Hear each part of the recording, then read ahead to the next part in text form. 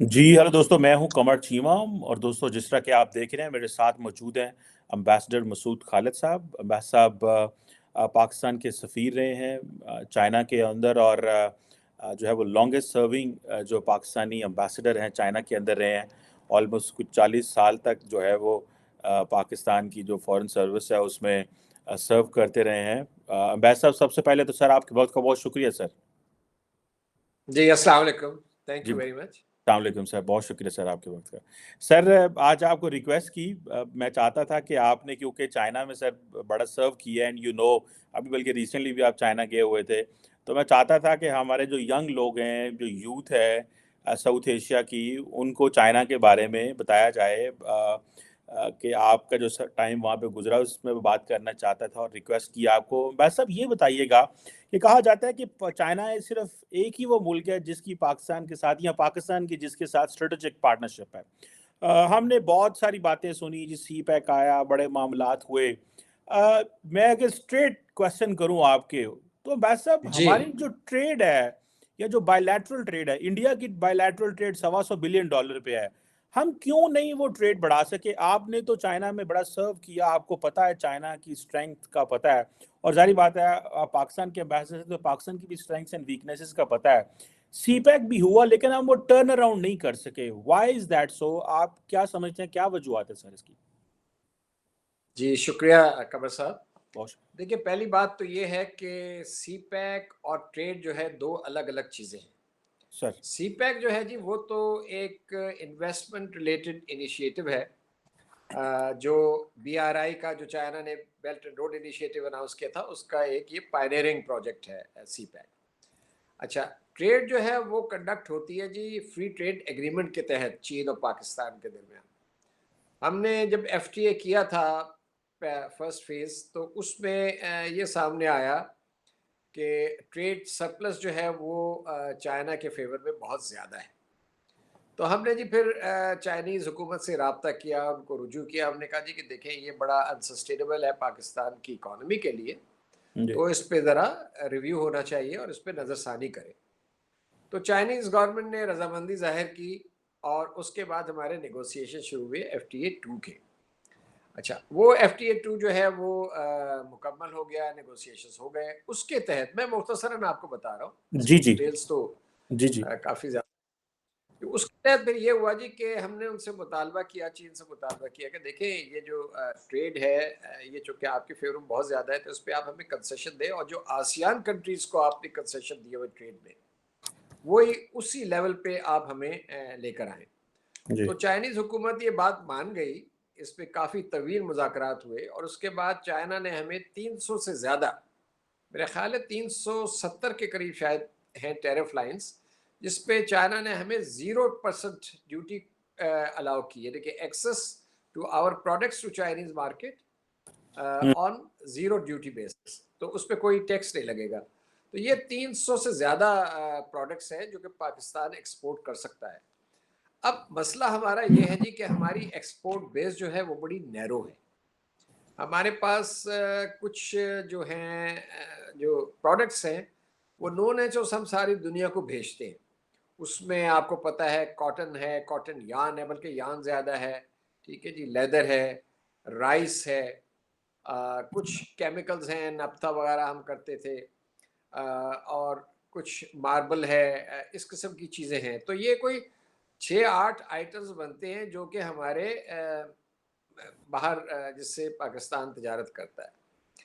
तो अब ये हुआ कि इस वक्त जो है पोजीशन, जब मैं वहाँ था तो पाकिस्तान की एक्सपोर्ट्स चाइना को तकरीबन $2 बिलियन के करीब थी। जी। अब ये फ़ायदा हुआ है, यहाँ भी कोशिशें हुई हैं और हुकूमत ने भी कोशिशें की, हमारा जो सफारत खाना है बीजिंग में उसने भी कोशिशें की।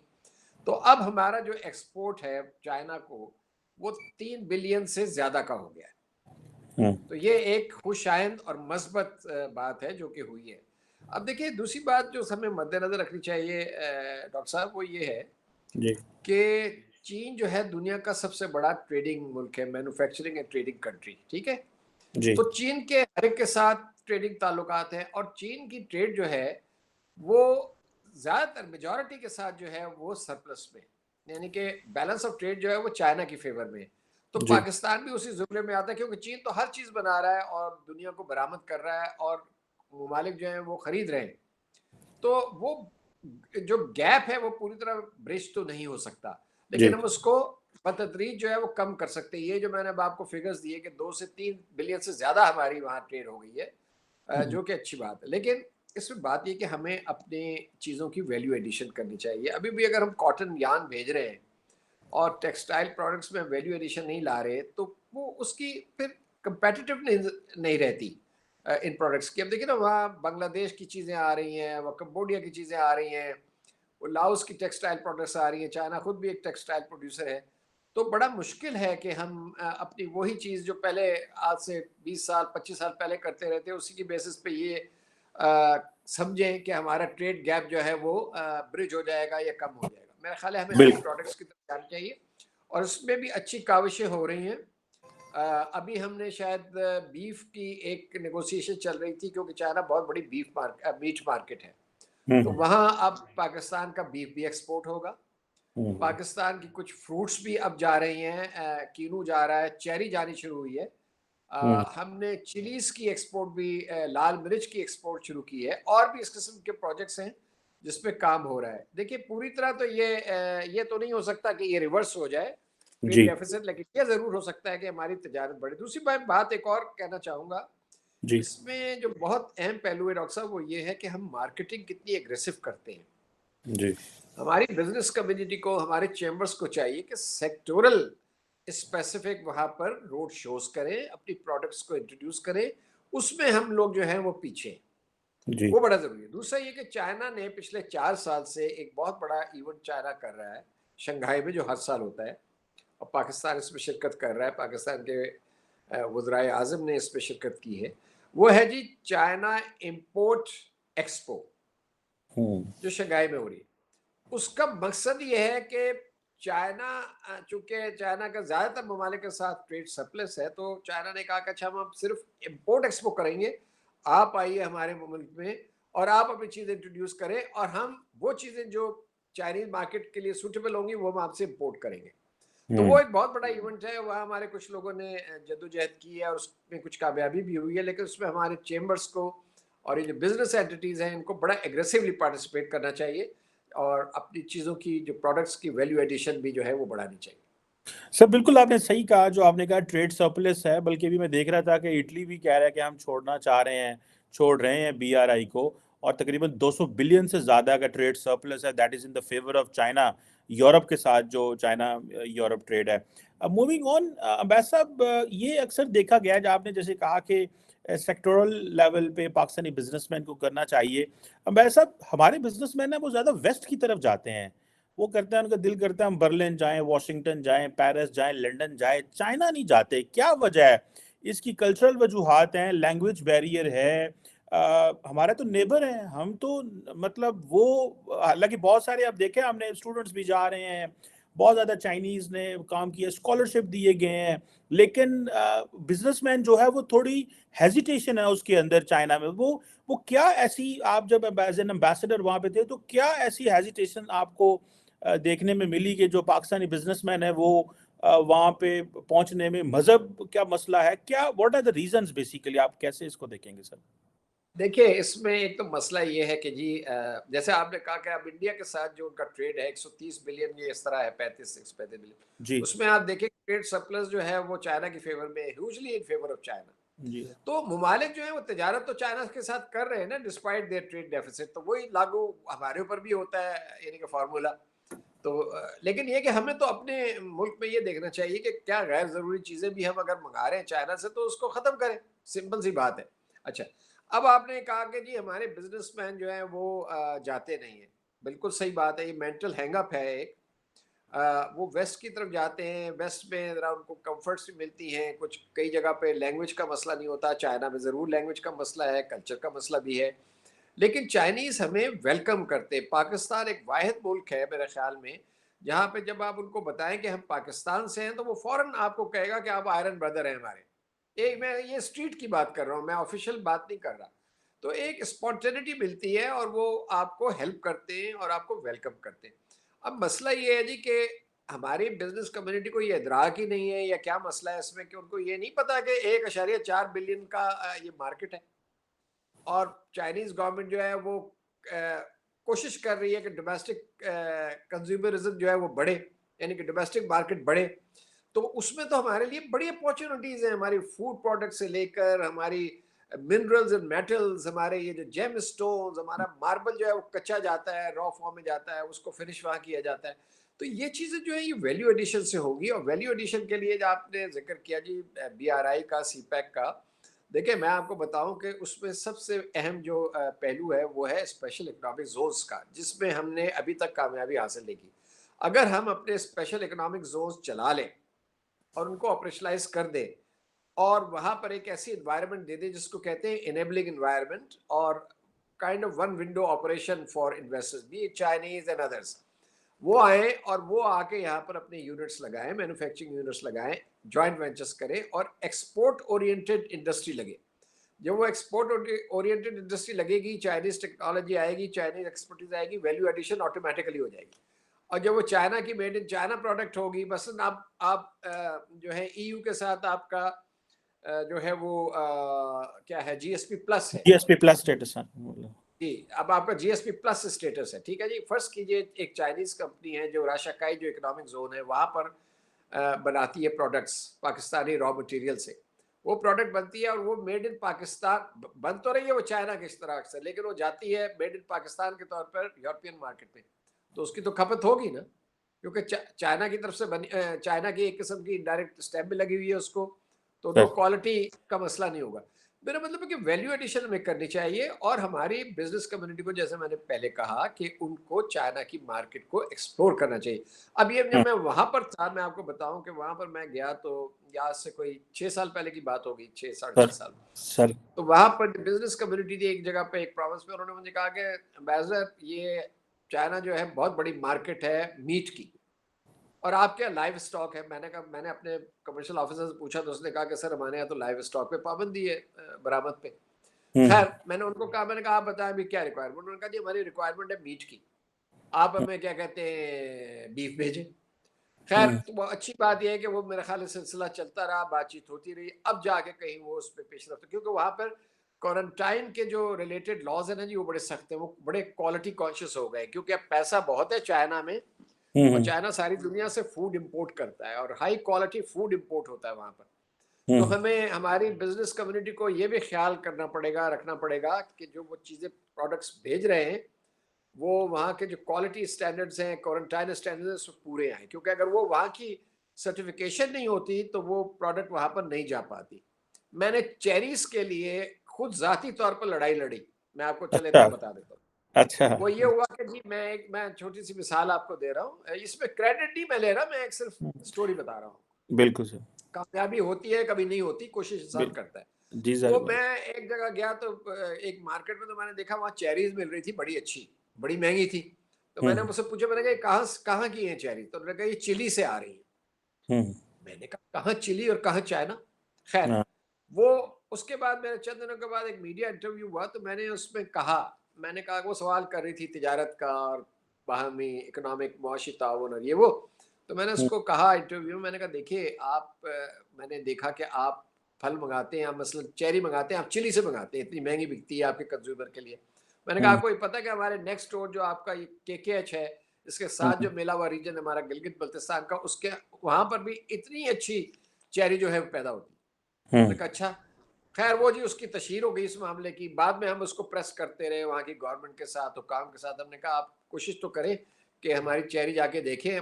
मेरे दिल में ये था कि ये गिलगित बल्तिस्तान वाले जो हैं वहाँ उनकी भी एक किस्म की मदद होगी और उनकी चीज़ें यहाँ आनी चाहिए। बहरहाल वो जी, खैर मैं तो वापस आ गया, मेरे साथियों ने, मेरे कोलीग्स ने उसको फॉलो अप किया, चलता रहा, परसू किया। अब वो जाके जो है चेरी की इजाज़त मिली। बीच में चाइनीज़ वहाँ से टीम्स आई जिन्होंने विजिट किया गिलगित बल्तिस्तान, उन्होंने देखा उसकी प्रोडक्शन, उन्होंने कहा कि ठीक है ये हम इसको सर्टिफाई कर सकते हैं कि चाइना में इंपोर्ट हो सकती है। तो इस तरह है चीज़ें, इसमें मुश्किलात आती हैं, हर्डल्स आती हैं, बिल्कुल। चाइनीज़ प्रोसीजर जो हैं वो ज़रा लंबे हैं। और फिर ये कि देखिए जो वेस्ट की मार्केट है वो एस्टेब्लिश मार्केट है हमारे लिए, अमेरिका हमारा सबसे बड़ा एक्सपोर्ट मार्केट है, नो डाउट अबाउट दैट। तो उसको हमें बिल्कुल खोना नहीं चाहिए, उसमें बल्कि और कोशिशें करनी चाहिए कि हमारी चीज़ें अच्छी जाएँ। लेकिन चाइना की मार्केट को बिल्कुल इग्नोर नहीं करना चाहिए, और यहाँ पर और काफ़ी प्रोडक्ट्स हैं जो हम वहाँ पर मार्केट कर सकते हैं। But chambers, both provincial chambers, city chambers, and the FPCCI, they have to be very active. बिल्कुल सही कह रहे हैं, वेरी एक्टिव। ये तो आपने सही कहा अम्बेसडर। अम्बेसडर, मूविंग ऑन, अगर हम सीपैक की बात करें, बहुत सारे हल्के कहते हैं कि शायद पाकिस्तान की जो पॉलिटिकल क्लास है उसने उसको ओवर सेल कर दिया। और मैं ये जानना चाह रहा था कि हम तो चाह रहे थे कि 2013-14 में जब प्रेसिडेंट शी जिनपिंग पाकिस्तान आए, तो अम्बेसडर बड़ा अच्छा मौका था कि उस वक़्त हम चाहते थे कि दहशतगर्दी की जंग बड़ी हो गई, दुनिया में एक नए लेंस से देखे और फॉरेन डायरेक्ट इन्वेस्टमेंट आना शुरू हो गई और बड़ी एक एक्टिविटी हुई, तो एक बड़ी अच्छी चीज़ थी। और पाकिस्तान अपना इमेज चेंज करना चाह रहा था और बड़ा अच्छा था। लेकिन वो बिकॉज़ ऑफ सिक्योरिटी वो मामलात थोड़े ख़राब हो गए और अब अमूमन सीपैक को अच्छी प्रेस नहीं मिलती। जो एक मेजर फाइनेंशियल इन्वेस्टमेंट जो एफडीआई पाकिस्तान आई, जिसके बाद और इन्वेस्टमेंट्स आनी थी, हम कहते हैं कि देखें जी ये इन्वेस्टमेंट कामयाब हो गई है। बीच में सीक्रेसी के मामलात भी आना शुरू हो गए। How do you see these thing, ये secrecy, security and politically over selling this idea, इसने क्या कोई मुश्किलात पैदा की, या कि डू यू बिलीव के ये चलता है, इस तरह की चीज़ें होती हैं व्हेन कंट्रीज लाइक पाकिस्तान जो इस तरह के फेज से गुजरते हैं उनमें मसले होते हैं? How do you see this sir? नहीं जी, बिल्कुल सही आप कह रहे हैं। देखिए, सीपैक जब स्टार्ट हुआ था, स्टार्ट तो 2013 में हुआ, लेकिन जो इसको एक पुश मिली, नच मिला, वो जब प्रेसिडेंट शी जिनपिंग यहाँ पर आए अप्रैल 2015 में, हमने 55 मुआहदे किए। उसके बाद इसका फैलाव शुरू हुआ और इस पे काम शुरू हुआ। 2013 से लेके 2014 से 18 तक इस पे बड़ा काम हुआ, स्पीड भी पकड़ी, सब कुछ हुआ। अब पहली बात तो ये, आपको ये पता है, मुझे भी पता है कि देखिए, इस पे जो मुखालिफ कुव्वतें हैं, मुखालिफ ममालिक हैं, भारत समेत भारत समेत, तो वो इसकी मुखालफत कर रहे हैं और इसकी राह में रोड़े भी अटका रहे हैं। तो ये तो एक जियोपॉलिटिकल एक रीज़न है और एक फैक्टर है जो हमें अपने सामने रखना चाहिए। ये जो सबवर्शन है इसकी, और ये सबोटाज हो रहा है, कभी चाइनीज़ पे अटैक और कभी दासू में अटैक और अभी ये चिलास में हुआ है, तो ये इसका मकसद ही है कि यहाँ स्केयर किया जाए चाइनीज़ को, और एक इन्वेस्टमेंट फ्रेंडली इन्वायरमेंट के बजाय इन्वेस्टमेंट होस्टाइल इन्वायरमेंट को प्रोजेक्ट किया जाए कि पाकिस्तान तो ऐसा मुल्क नहीं है कि जहाँ पर इन्वेस्टमेंट आए, चाहे वो चीन की हो, चाहे वो सऊदी अरब की हो, अरब ममालिक की हो, कहीं की भी हो। तो ये तो एक मेरे ख्याल एक ओवरआर्चिंग ऑब्जेक्टिव है हमारे मुखालफिन का। मैं नाम नहीं लूँगा, लेकिन भारत का हमें पता है, और कुछ और भी पावरफुल हम्म। ममालिक हैं जो इसमें शरीक हैं। हम्म। दूसरी बात ये है जी कि उन्होंने फिर प्रोपेगेंडा शुरू किया सीपैक के बारे में और बीआरआई के बारे में। ठीक है जी, कि ये तो पाकिस्तान कर्जे में डूब गया है, पाकिस्तान कॉलोनाइज हो जाएगा। पहली बात तो ये कि चाइना की अगर आप हिस्ट्री उठा के देख लें तो कॉलोनाइजेशन आपको कहीं नज़र नहीं आएगी। लास्ट वॉर उनकी हुई थी 79 में वियतनाम के साथ। उसके बाद से ना चाइना ने कहीं अपना तसल्लुत बढ़ाया इस तरह के वो एक्सपेंशनिस्ट हुए या हेजेमोनिक हुए। बिल्कुल ये रिकॉर्ड के खिलाफ है, लेकिन ये एक प्रोपेगेंडा किया गया। अच्छा, अब आप ये देखिए कि 12वीं-13वीं सदी में इनका एक एडमिरल था जेंग ही, जो मुसलमान था। तो वो अपना हम्म। पूरा उसका फ्लीट था, नेवल फ्लीट, जो लेकर वो कहाँ-कहाँ गया यूरोप में और साउथ ईस्ट एशिया में, लेकिन वो वापस आ गया। बिकॉज़ एसेंशियली ये मर्चेंट्स हैं, अगर देखा जाए ना, तो चाइनीज़ ट्रेड पे बिलीव करते हैं। और सिल्क रूट जो था पुराना, उससे कितनी ट्रेड होती थी यूरोप की। तो हम्म। कहने का मतलब है, एक तो ये प्रोपेगेंडा, फिर तीसरी चीज़ ये कि हमारे एंड पे जो प्रॉब्लम्स पैदा हुई, एक तो इसको आपने पोलिटिसाइज कर दिया। मैंने जैसे कहा कि 2013-14 से लेकर 18 तक इसकी स्पीड ठीक-ठाक रही है सीपैक की। उसके बाद 18 के बाद इसकी स्पीड स्लो हो गई, जी। इसको पोलिटिसाइज किया गया। हम्म। बड़े हाई लेवल फंक्शनरीज जो थे स्टेट के, उन्होंने ऐसे बयानात दिए और वसवसे खड़े किए, मिसगिव्स खड़ी की, जिसका नुकसान पाकिस्तान चाइना ताल्लुकात को भी हुआ और सीपैक को भी हुआ। तो देखिए ना, जब मैं आपको मतलब मिसाल ये देता हूँ कि एक गिवर है और एक टेकर है। जी। तो जो गिवर है वो जो टेकर है वो पूरी ये कोशिश करेगा कि जो गिवर है उसका जो कंफर्ट लेवल है ऐसा हो कि वो आपको चीज़ दे दे। जी। अगर अगर आप उसका कंफर्ट लेवल ही खराब करेंगे तो वो भी हिचकिचाहट का शिकार होगा ना। तो ये भी फैक्टर्स आए हैं बीच में। फिर बाद में कोविड आ गया, उसने भी स्लो किया क्योंकि फिर लॉजिस्टिक्स इश्यूज खड़े हो गए।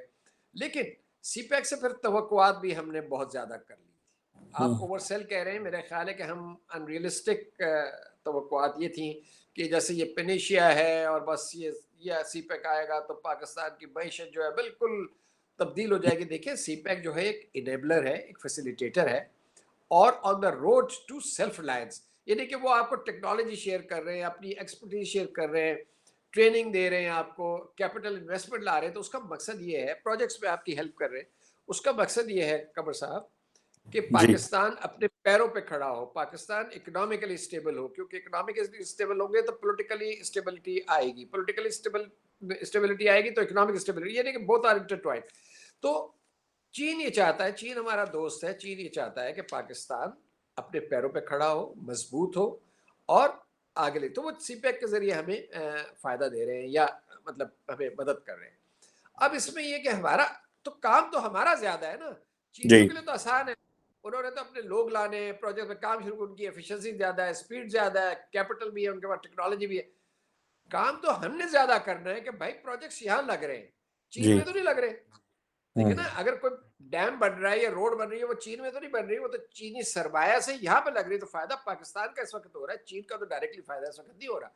हाँ, जब सीपैक पूरी तरह ऑपरेशनलाइज हो जाएगा, ये रूट ऑपरेशनलाइज हो जाएगा, फिर चीन को भी फायदा होगा, लॉजिस्टिक्स में, कॉस्ट में, डिस्टेंस में उनको डेफिनेटली फायदा होगा थ्रू गवादर। लेकिन फिलहाल जो है, फिलहाल तो आपके प्रोजेक्ट्स लग रहे हैं, इन्वेस्टमेंट तो वहां से आ रही है, पैसा तो चाइना से आ रहा है। तो कहने का मतलब है कि ये भी एक गलत किस्म का प्रोपेगेंडा किया गया, फिर ये कि वसवसे खड़े किए गए।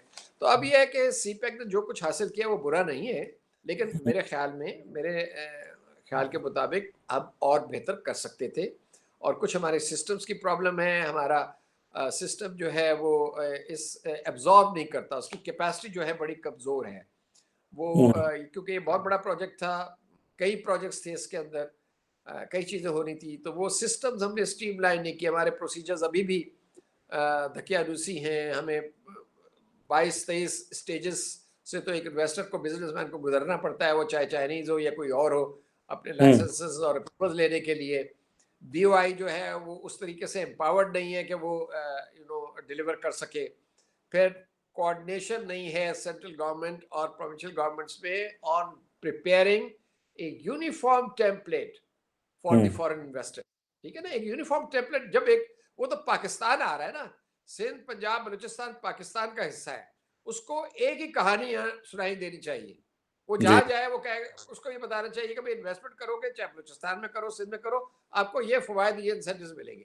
लेकिन अगर वो एक जगह जाता है, उसको कुछ और कहानी सुनाई जाती है, दूसरी जगह जाता है, वहां कुछ और कहानी। तो ये चीजें जो है, ये हमने अपने प्रोसीजर्स को, प्रोसेसेस को स्ट्रीमलाइन करने, और फिर एक लीगल फ्रेमवर्क होता है हर चीज का, protection of foreign investment, hmm continuity of policies. हमारे पॉलिसीज की कंटिन्यूटी नहीं होती, हम्म कभी हम सीपैक अथॉरिटी बनाते हैं, कभी हम उसको डिस्बैंड कर देते हैं। तो मेरा मतलब कि ये, अच्छा, फिर लिटिगेशन एक इशू है। जी जरा सी बात हो, वो कोई चाइनीज कंपनी अपना काम कर रही है, वो जो वेस्टेड इंटरेस्ट होगा या मुखालिफ कोई भी होगा किसी भी इशू में, कई दफा जायज भी होता है शिकायत, कई दफा बिल्कुल नाजायज होता है, वो कोर्ट में चले जाते हैं, कोर्ट से उनको स्टे ऑर्डर दे देती है, वहां फंस हम्म जाते हैं। तो अगर इस किस्म की इन्वायरमेंट हो तो इन्वेस्टर कैसा आएगा? और फिर security, security is an issue. Although हमने 2 डिविजन्स क्रिएट किए हैं, एस्टैब्लिश किए हैं, अच्छा, मतलब हमने काफी हद तक कंटेन किया, लेकिन इसके बावजूद वाकयात हो जाते हैं। तो अगर सिक्योरिटी होगी तो इन्वेस्टमेंट तो नहीं हो पाएगी। तो ये चीज़ें हैं जिसको हमें सामने मद्देनजर रखना होगा। बस वन लास्ट क्विक क्वेश्चन, वो है ग्वादर के हवाले से। वो क्योंकि जी जी ग्वादर पोर्ट थी तो ऐसे लगा, पता नहीं, किसी ने कहा जी कि वहां पे चाइना की फौज आ रही है, किसी ने कुछ कहा, किसी ने कुछ कहा। ग्वादर को ऑपरेशनलाइज नहीं कर सके हम। आप जारी बात है, इन चीज़ों को कहीं ना किसी एंगल से देख रहे होंगे वहां से। इसकी क्या वजह है? क्या वहां पे सिर्फ सिक्योरिटी थी? हमने देखा कि वो हदायतुर रहमान के प्रोटेस्ट एंड सो मच, फिर फिशिंग के मसले हैं, या कि ये भी पोलिटिसाइज हो गया ग्वादर का प्रोजेक्ट, उसको हम वो नहीं नहीं, कर। ग्वादर भी पोलिटिसाइज हुआ जी, ग्वादर भी पोलिटिसाइज हुआ, और जो जो स्लोनेस आई 18 के बाद, उसने ग्वादर को भी इफेक्ट किया। एहसन इकबाल साहब ने बताया, प्रोफेसर एहसन इकबाल साहब ने, कि वहाँ ड्रेजिंग जो थी वो पेंडिंग थी। अब आप देख लेना हमारे प्रोजेक्ट्स किस तरह डिले होते हैं। ML1 जो है इतना अहम प्रोजेक्ट है, बड़ा प्रोजेक्ट है, जी उसको हमने कोई ये, इसकी डिस्कशन मेरा ख्याल है कि 14-15 से शुरू हो गई थी, आज 23 है।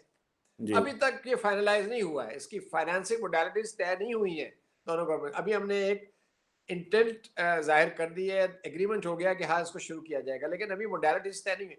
तो डिले हमारे एंड पे थी, चाइनीज एंड पे नहीं थी ML1 की। तो अगर इस तरह की चीजें होंगी तो इसमें फिर कसूरवार जो भी हो, मैं नहीं कहता कौन कसूरवार है, चीनियों की तरफ से भी मुश्किलात आई होंगी, हमें जरूर आई हैं, उनकी तरफ से भी कई चीजों में प्रॉब्लम्स आई हैं। लेकिन मेरा मतलब कि अगर इंटरेस्ट हमारा है कि सीपैक जो है वो हमारी इंफ्रास्ट्रक्चर और डेवलपमेंट डेफिसिट को दूर करने में मदद करे, तो हमें we should be more proactive, we should be more active then the Chinese. तो वो ट्रू। नहीं हुआ, और गवादर जो है अब उस पर काम शुरू हो रहा है, मतलब यानी कि दोबारा रिज्यूम हुआ है, और अभी जी। ड्रेजिंग वहाँ हो रही है। एयरपोर्ट जो है जो चाइनीज ग्रांट से बन रहा है वो अगले साल ऑपरेशनलाइज हो जाएगा, दूसरा या तीसरा बड़ा एयरपोर्ट होगा पाकिस्तान का। स्कूल उन्होंने बना दिया। देखिए ग्वादर की दो बड़ी प्रॉब्लम है वहाँ पर, बिजली की और पानी की। ठीक है जी। जी। बिजली ईरान ये से आती मौलाना है। साहब, क्या जी, ईरान से हम 100 मेगावाट लेते हैं। बाकी जो वहाँ कोल पावर प्लांट लगना था उस पे हमने हमारी साइड से डिले हुई है हम्म। कोई अच्छे खासे सालों की। अगर ये पहले तय हो जाता और वहाँ प्लांट लग जाता, उस पे कुछ ये भी इशू चलता रहा, सुना है मैंने कि जी वो कोयला जो है वो इंडोनेशिया मतलब कहीं बाहर से आएगा या थर का है। भाई आप तय कर लेना कहाँ से आएगा। ये तो हम्म। टेक्निकल डिस्कशंस होती हैं, उसमें बैठ के आप तय कर लीजिए और उसको लगा दीजिए। अच्छा, तो वो अब डिले हुआ, वो अभी तक पावर प्लांट वहां पर नहीं है। अगर वो आज से 4 साल पहले लग जाता, जैसे साहिवाल इन्होंने 2 साल में कंप्लीट किया, या बिन कासिम जो है वो 2 साल में कंप्लीट हो गया, इतने बड़े बड़े प्रोजेक्ट्स 13-20 मेगावाट्स के, तो वहाँ 300 मेगावाट वाला भी लग जाना था, और वो बिजली जो थी वो सप्लाई होना शुरू हो जाता। तो बहरहाल अब आई होप कि वो जो हम्म। बिजली घर है वो लग जाएगा। डीसैलिनेशन वाटर प्लांट जो है वो चाइनीज डीसैलिनेशन वाटर प्लांट लगा रहे हैं जी वहां पर वाटर हम्म। के लिए। तो जो हम्म। जिम्मेदारियां हमारी हैं वो तो हमने पूरी करनी है ना, और जो चाइनीज की है वो पूरी करें। अब जो हमने अपने मुल्क की तरक्की करनी है, या तरक्याती प्लान और प्रोग्राम्स बनाने, प्रोजेक्ट्स लगाने, वो तो हमारा काम है ना जी। हर ट्रू। चीज तो हम दूसरों के कंधे पे नहीं रख सकते। तो ये है इश्यूज। लेकिन मुझे उम्मीद है कि चूंकि अब सीपैक जो है इसका प्लेटर बढ़ा दिया है, आपको पता है ना। जी। अब पहले तो 4 एरियाज ऑफ कोऑपरेशन थे, power sector, transport, Gwadar port and industrial zones. अब एग्रीकल्चर। अब एग्रीकल्चर है, आईटी है, साइंस एंड टेक्नोलॉजी है, एजुकेशन है, हेल्थ है, इंडस्ट्री है, मिनरल्स हैं। तो ये काफ़ी बड़ा प्लेटर हो गया। इसके लिए अब हमारी ब्यूरोक्रेसी को, हमारे सिस्टम को और ज़्यादा मेहनत करनी पड़ेगी, जी। अपनी कैपेसिटी बढ़ानी पड़ेगी, नहीं तो हम ट्रू। फ़ायदा नहीं उठा सकेंगे। तो ये चीज़ें हैं जिस पे अभी मैंने आई होप इंशाल्लाह कि अब जब ये इलेक्शन के बाद जो भी नई गवर्नमेंट आएगी इस पे पूरी तवज्जो देगी, क्योंकि सीपैक हमारे इंटरेस्ट में है। और मैं एक और बात आपको कहता चलूँ, जी। यहाँ एक और प्रोपेगेंडा होता है कि जी ये कि हमें क्या फ़ायदा होगा, कनेक्टिविटी हो जाएगी। तो हम्म। देखिए, चाइना और यूरोप के दरमियान इस वक्त 6000 ट्रेन चल रही है, फ्रेट ट्रेन, कार्गो ट्रेन।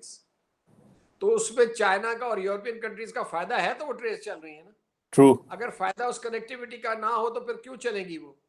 हम्म। अगर जो हमारे साथ चाइना कनेक्टिविटी कर रहा है थ्रू KKH, थ्रू CPEC, अगर उसका फायदा यूरोपियंस को हो सकता है तो हमें भी किसी ना किसी तरीके से होगा। तो इस हम्म। किस्म की जो ये रूमर मॉन्गरिंग है ट्रू। और गलत लोगों को जो इन्फॉर्मेशन दी जाती है, डिसइंफॉर्मेशन, ये बड़ी नेगेटिव है, और इसको इस CPEC को सही पर्सपेक्टिव में स्टडी करने की जरूरत है।